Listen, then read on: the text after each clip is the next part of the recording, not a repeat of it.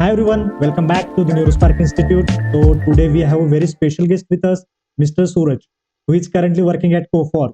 तो आज हम उनसे कुछ प्लेसमेंट रिलेटेड टिप्स लेंगे, उनकी होल प्लेसमेंट जर्नी जानेंगे. Okay, so let's get started. Okay, hi Suraj. Hi Sachin. Okay, so आज हम डायरेक्टली स्टार्ट करेंगे, कुछ ज्यादा टाइम नहीं गवाएंगे. जो फ्रेशर्स के क्वेश्चंस है, डायरेक्टली हम क्वेश्चंस पे जंप करेंगे. Okay. Okay Sachin, Okay. Fine. So, what is the shortlisting criteria during the selection process of Coforge? उसके बारे में कुछ बताना चाहेंगे? सचिन, बेसिकली जो सभी कंपनियों का क्राइटेरिया रहता है बेसिक कि you should have 60% criteria for all over your 10th 12th and graduation. वो तो बेसिक सबके लिए ऐसा सेम ही है. तो क्राइटेरिया का मैं बोलूंगा कि 60% होने चाहिए, उससे ऊपर ही होने चाहिए. कभी कभी ऐसा हो जाता है कि वो पीसीबी वगैरह का भी क्राइटेरिया पकड़ लेते हैं कि 10-12 का वो पकड़ के भी हो सकता है. बट सभी इसमें अगर 60% से ऊपर है तो बेस्ट रहेगा. उसके बाद ग्रेजुएशन में आपका 7.5 इज फाइन. 7 to 7.5 उसके ऊपर आपका शॉर्ट लिस्टिंग हो जाएगा. आप अपने मतलब टेस्ट और इंटरव्यू के लिए अपियर हो सकते हैं. और बस इसके आगे तो और कोई दूसरा क्राइटेरिया उन्होंने रखा नहीं था. Basically CSIT and electronic students can apply for these roles. Okay. That's it. Okay. Okay, Suraj. So अगला नेक्स्ट क्वेश्चन है फ्रॉम फ्रेशर साइड. कोफॉर्ज की जो एप्टीट्यूड एंड स्क्रीनिंग टेस्ट होती है, राइट? तो उसमें किस टाइप के क्वेश्चंस आते हैं, किस डोमेन रिलेटेड क्वेश्चंस आते हैं, कौन से क्वेश्चंस पूछे जाते हैं, उसके बारे में कुछ? बेसिकली जो कोफोर्ज की मैंने एप्टीट्यूड टेस्ट दी थी उसमें it is of 2.5 hours. So it is consist of all the things. Means उसमें कोडिंग राउंड भी इंक्लूडेड था. उसके बाद उसमें एक्टिविटी थी, सम कम्युनिकेशन वाला भी सेक्शन उसमें इंक्लूडेड था. तो पूरा 2.5 hours का वो ये था टेस्ट था, जिसमें हमने सबसे पहले एप्टीट्यूड टेस्ट था. क्वांटी एप्टी सिंपल मीन्स उसकी मतलब लेवल एकदम हाई नहीं रहती है. Easy to moderate we can say. Anyone can pass it. After that, next was a technical MCQ round, which consists of some technical questions of computer background, IT background, and some of the questions are related to electronics background as well, because all the three fields are considered for this job role. So that's why they included all the technical things from all the three backgrounds. Then there is a next logical reasoning section over there. And after that, there was a spoken communication round in which we have to repeat the sentence. We have to spoke on some points on a topic, or as we have to deliver like an speech. That kind of things were asked in spoken communication round. After that, there was a two questions for uh, coding round, and one is easy one and one is moderate. So there is no any need of getting feared about coding questions.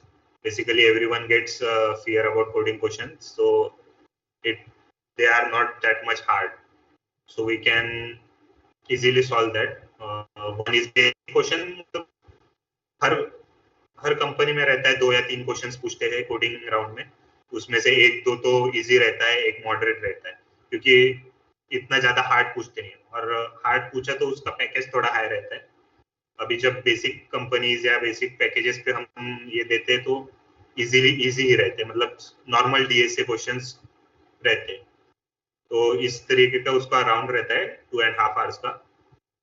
सो अगर आप ज्यादा पढ़ाई नहीं करते पर एक fix की भाई we should do bit of DSA, थोड़ा सा टेक्निकल क्वेश्चंस, हमारा मतलब इंजीनियरिंग का थोड़ा सा अच्छे से पढ़ ले। उसके बाद थोड़ी सी apti, normal apti, actually we are from JEE background, MSCET background, so maths questions are easy for all of us. So there is no need of preparing that much for the apti and all that. You can easily crack the aptitude test. Just for coding questions you have to go for DSA. Better DSA you should do. Okay. And spoken English is most important, because so many of means your point gets deducted in spoken English. Basically means the people who are sitting with me for this test got actually cancelled because of this communication round. So you should be clear about the communication. Your voice should be clear. You should use headphones and all that things. So and बीच बीच में आपको मतलब अटकना नहीं है, मतलब you should take pauses, but you should finish the sentence properly वगैरह. So communication is also important.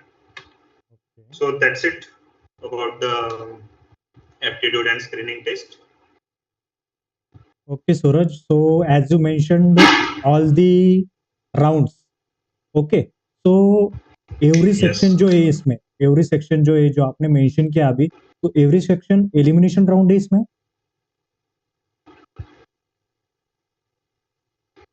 No, actually every section is not an elimination round. But होता क्या है कि ये जो 4-5 राउंड मैंने आपको बताया अभी, तो इसमें हर एक राउंड के पर्टिकुलर पॉइंट्स रहते हैं, मींस मार्किंग्स रहती है कि you should pass this criteria. So after passing that criteria, all the marks get added, and in general average होता है, और अगर एवरेज जो 70-75% से ऊपर जाता है तो आप नेक्स्ट राउंड के लिए क्वालिफाई करते हैं. तो मतलब ऐसा नहीं है कि आपको हर एक मतलब I had mentioned about 5 portions. So तो 5 पोर्शंस में से अगर आप 3 या 4 भी पोर्शंस में अच्छा करते हैं, ठीक ठाक से अगर अपन उसके सॉल्व करते हैं, ये भी करते, तो हो जाएगा, आपका सिलेक्शन हो जाएगा. Okay. सो ऐसा ही रहता है उसमें. और मतलब लोग क्या कर मतलब बच्चे क्या करते हैं कि एक सेक्शन में ज्यादा टाइम दे देते हैं, तो वो नहीं करना चाहिए कभी. मतलब जितना आ रहा है ना, you should go with that first, और जो नहीं आ रहा है उसे छोड़ दो. मैंने वही टेक्निक फॉलो की थी, जो नहीं आ रहा था वो छोड़ दिया था, एंड मैंने हर एक राउंड में से जितना आ रहा था उतना सॉल्व किया, और एंड में रिजल्ट है कि मैं आज कोफोर्ज में. So after clearing all the rounds, so how many interview rounds will be there after clearing the test? After the test, I had gone through 2 interview rounds. One is technical and another one is HR round. So all मतलब सभी companies में वैसा ही होता है. इसमें मतलब एक अच्छा पार्ट ये भी था कि प्लस पॉइंट हमारे लिए ये भी था कि इसमें ग्रुप डिस्कशन का पार्ट नहीं था. मींस क्या होता है कि ग्रुप डिस्कशन में कभी-कभी सम you are good at all the things, but while the time of group discussion, some peoples are introvert, so eliminate they होने के get चांसेस ज्यादा रहते हैं. eliminate होने के चांसेस ज्यादा रहते हैं. तो इस मामले में एक प्लस पॉइंट रहता है कि डायरेक्ट इंटरव्यू था, तो टेक्निकल इंटरव्यू और HR इंटरव्यू हुआ था मेरा. तो जब आपका टेक्निकल इंटरव्यू हुआ था, राइट, तो आपको Yes. किस टाइप के इंटरव्यू क्वेश्चंस मतलब टेक्निकल क्वेश्चंस आए थे आपके टाइम? तो सबसे पहले क्या होता है कि जब आप टेक्निकल राउंड में क्वालिफाई होते हो ना, तो जो आपका इंटरव्यू लेने वाला है उसके पास आपका रेज्यूमे जाता है. सो फर्स्ट 5 मिनट्स आप जब एंटर करते हो ना रूम में, he just go through your resume. वो आपको कुछ पूछेगा नहीं. सबसे पहले वो आपका रेज्यूमे पढ़ता है, आपके तरफ मतलब देखता है कि आपका कॉन्फिडेंस कैसा है, आप जब अंदर आ रहे थे तो क्या हुआ, कैसे आए, आपका अपीयरेंस कैसा है, ये सब वो पहले 5 मिनट तो एनालाइज करता है. उसके बाद आपका रेज्यूमे अच्छे से पढ़ता है, और उसके बाद जो है ना, रेज्यूमे रेज्यूमे सबसे इम्पोर्टेंट चीज है टेक्निकल इंटरव्यू के लिए, क्योंकि जब मैं गया था इंटरव्यू के लिए तो उन्होंने मुझे पूछा कि आपने रेज्यूमे में जो स्किल्स है, कभी कभी क्या होता है कि interview start with your skills, but for me my interviewer started with my internship. Actually, I am from electronics and telecommunication background, so I had done an internship in hardcore, in core electronics. So while mentioning, I had mentioned all the details regarding that.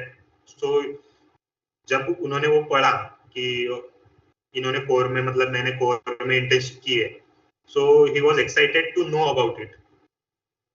तो जब आप लिखोगे ना आपने कोई internship की है या कुछ कोर्सेस किए, तो उसके बारे में अच्छे से लिखो, पूरा डिटेल में लिखो. तो मतलब अगर उसने वो जब रेज्यूमे की तरफ से जाता है ना, तो वो देखता है कि कैसे लिखा है. तो उसने मुझे सबसे पहले इंटरव्यूअर ने क्वेश्चंस इस पे पूछे कि आपने कोर इलेक्ट्रॉनिक्स में किया है इंटर्नशिप, तो कैसी, मतलब इंटर्नशिप क्या थी, कैसी थी, क्या किया आपने वहां पे.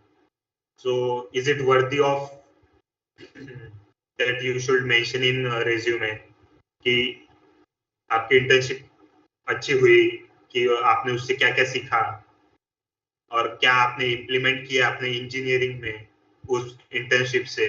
क्योंकि कोर इलेक्ट्रॉनिक्स था, तो जो हमारे इलेक्ट्रॉनिक्स का ये रहता है पूरा कोर्स रहता है, उसमें क्या क्या आपको फायदे हुए उससे.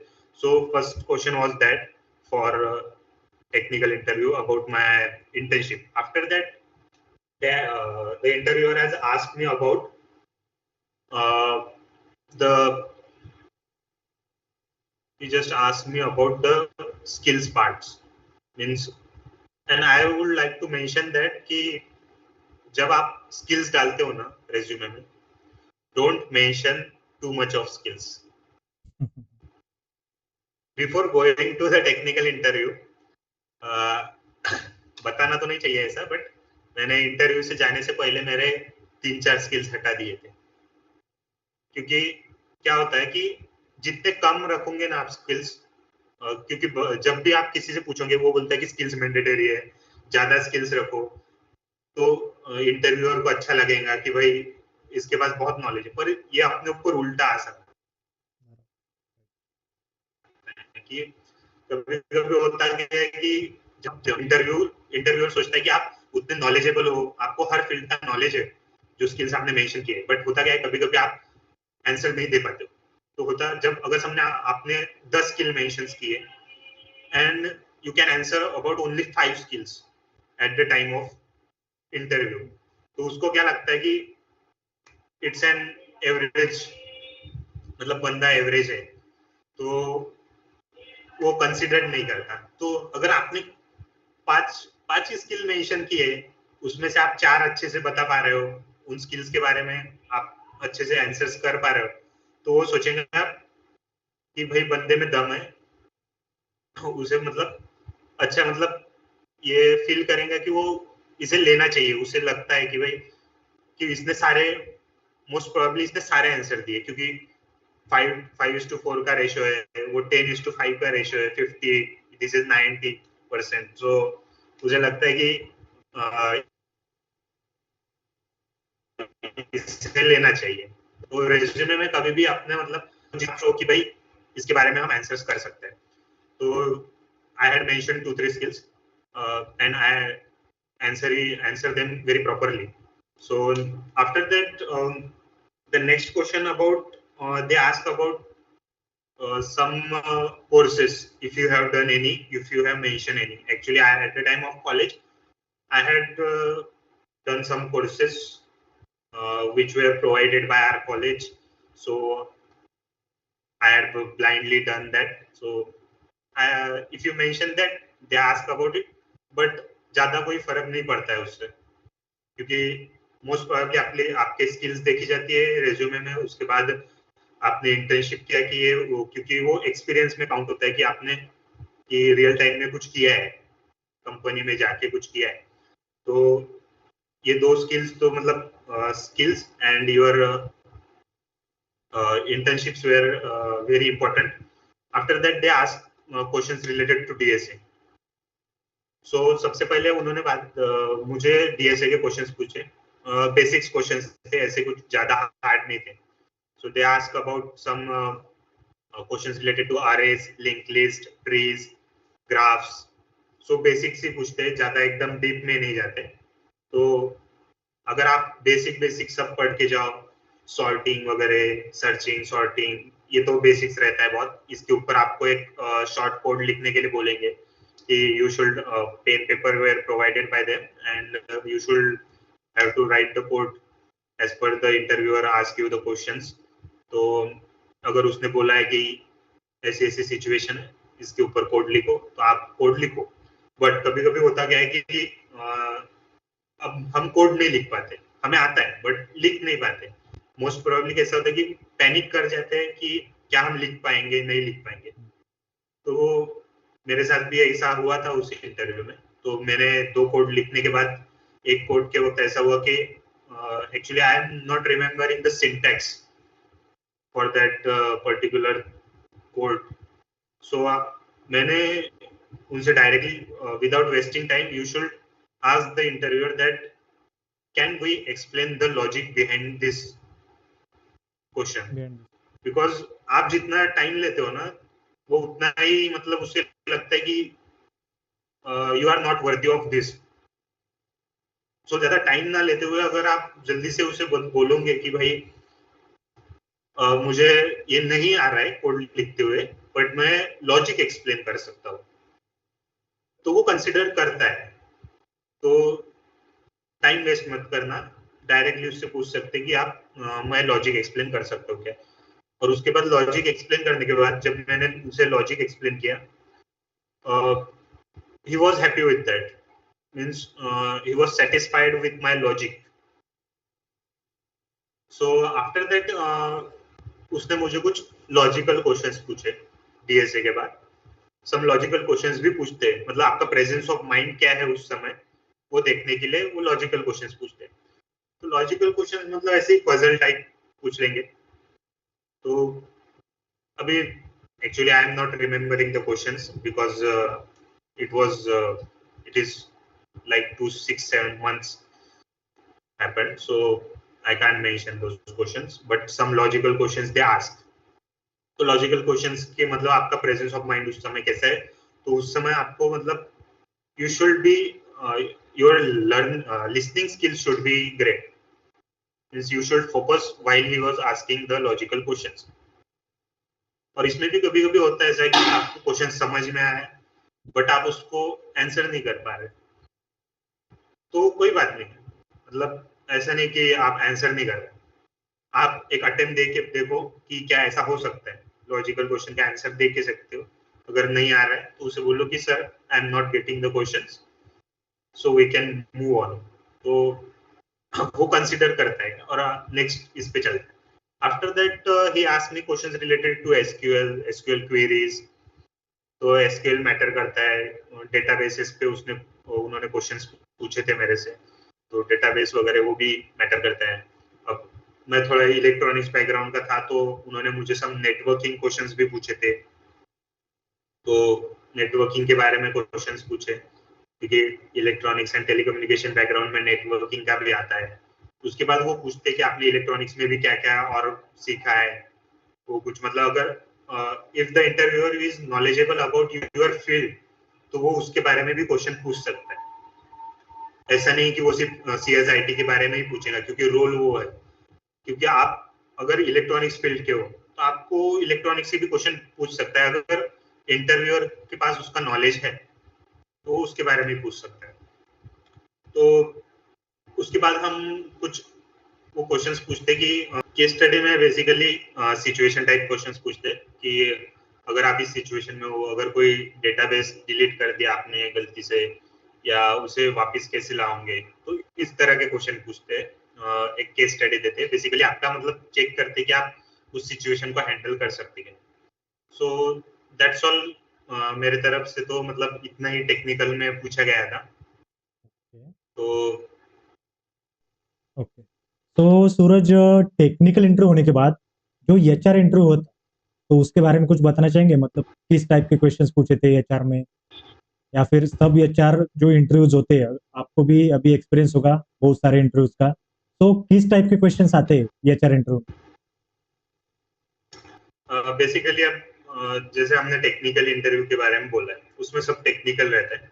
एचआर इंटरव्यू में सब खुद के बारे में रहता है। मतलब जब आप जाते हो ना एचआर इंटरव्यू में, तो वहां पे भी आपका रेज्यूमे देखा जाता है।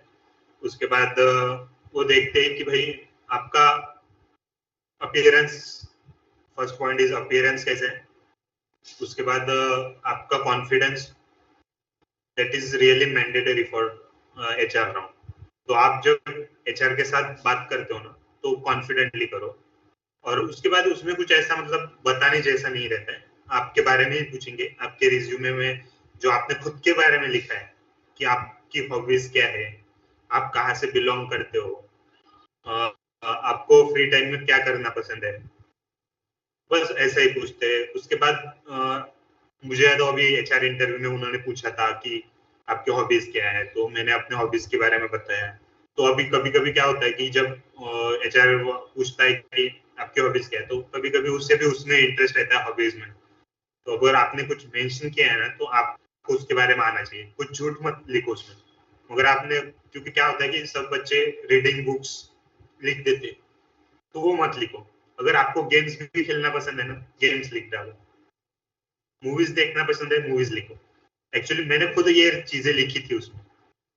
तो मुझे खुद इंटर एचआर में उन्होंने मूवीज के ऊपर क्वेश्चन पूछा था कि आपने कौन सी मूवीज देखी है, रिसेंटली क्या देखा है।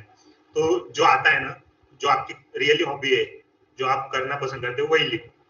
और उसके बाद तो एचआर में बस वो बताते हैं कि इतना इतना पैकेज हम आपको दे सकते हैं, क्या आप इतने मतलब रिलोकेट हो सकते हो हमारे अगले किसी और ब्रांच में, किसी और सिटीज में, कि आप क्या ये वर्कलोड हैंडल कर सकते हो इतना। अगर कभी कभी एक 1-2 आवर्स ज्यादा हो जाते हैं, क्योंकि एमएनसीज में हो जाता है, 1-2 घंटे ऊपर जाता है आपके पर्टिकुलर टाइम से। तो बेसिकली यही क्वेश्चंस रहते हैं। तो इसमें कुछ इतना ही नहीं रहता है एचआर राउंड में। अगर आप बात करने में अच्छे हो, कॉन्फिडेंट हो, तो आप एचआर राउंड ऐसे ही निकाल सकते हो। बट एचआर राउंड भी आपका मतलब एलिमिनेशन राउंड रहता है। उसमें भी मतलब हमारे टाइम पे some 70 to 80 peoples were selected for HR interview from 150 peoples who had qualified uh, for test the and technique. technical interview. But now, just after the HR interview, just only 15 peoples were selected. So HR is also important round. तो आप confidently बात करो, हो जाएगा HR interview. Okay, so at the time of interview, interviewer आपसे क्या expect करता है? एज ए इंटरव्यूअर आपसे क्या एक्सपेक्ट करता है? तो सचिन, सबसे बेसिक इतना रहता है कि मेरे पास 3 चीजें बताने के लिए कि इंटरव्यूअर आप में क्या देखता है। तो इसमें होता क्या है कि सबसे पहला तो आपका knowledge. Okay, you should have better knowledge about the role which you are applying for. उसके बारे में आपको नॉलेज होना ही चाहिए, क्योंकि अगर आपको उसके बारे में नॉलेज नहीं है, तो इंटरव्यूअर को कुछ फर्क नहीं पड़ता उससे, कि मतलब सिर्फ ये अप्लाई किया है इसने, मतलब इसमें इसमें कोई इंटरेस्ट नहीं है। तो आपको उस रोल के बारे में नॉलेज होना चाहिए, आपके स्किल्स के बारे में नॉलेज होना चाहिए। ये बहुत इंपॉर्टेंट पॉइंट है। सेकेंड पॉइंट इज कि आपको कॉन्फिडेंट, ये मतलब ये भी मोस्ट इंपॉर्टेंट पॉइंट है। कभी कभी होता है ऐसा कि आपको अगर कोई आंसर नहीं कर पाते हो, तो आपको कॉन्फिडेंस के साथ बताते आना चाहिए कि मैं इसका आंसर नहीं कर पा रहा हूँ, so we can move with the next question. तो ये बताता है कि आप टाइम पास नहीं कर रहे हो। तो ये आपका कॉन्फिडेंस बताता है। तो आपका कॉन्फिडेंस होना चाहिए। और कॉन्फिडेंस में आप जब रूम में एंटर करते हो ना इंटरव्यू के लिए, तो तब से आपका कॉन्फिडेंस दिखना चाहिए उस इंटरव्यूअर को। And the third thing is कि आपका प्रेजेंस ऑफ माइंड अच्छा होना चाहिए, क्योंकि इंटरव्यूअर कभी भी कोई भी क्वेश्चन पूछ सकता है। वो ऐसा नहीं कि एक ही पैटर्न में क्वेश्चन पूछेगा, वो घुमा फिरा के कोई भी क्वेश्चन पूछ लेगा। कभी भी लॉजिक क्वेश्चन पूछेगा, कभी भी टेक्निकल पूछ लेगा।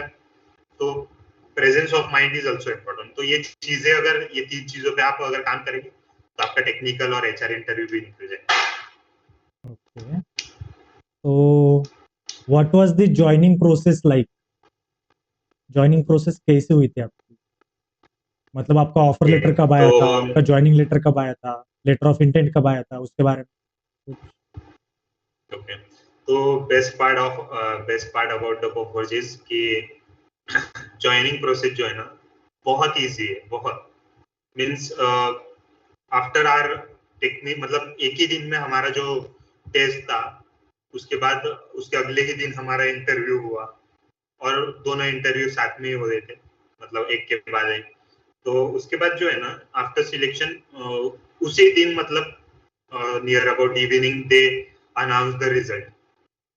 तो उसके बाद जो होता है ना कि जो लोग सिलेक्ट हुए तो उन्हें कॉल आती है कि यू आर सिलेक्टेड। उसके बाद आपको मतलब within 2 days they provided us with the letter of intent and offer letter। मतलब बहुत ही फास्ट प्रोसेस थी कोफोर्ज की।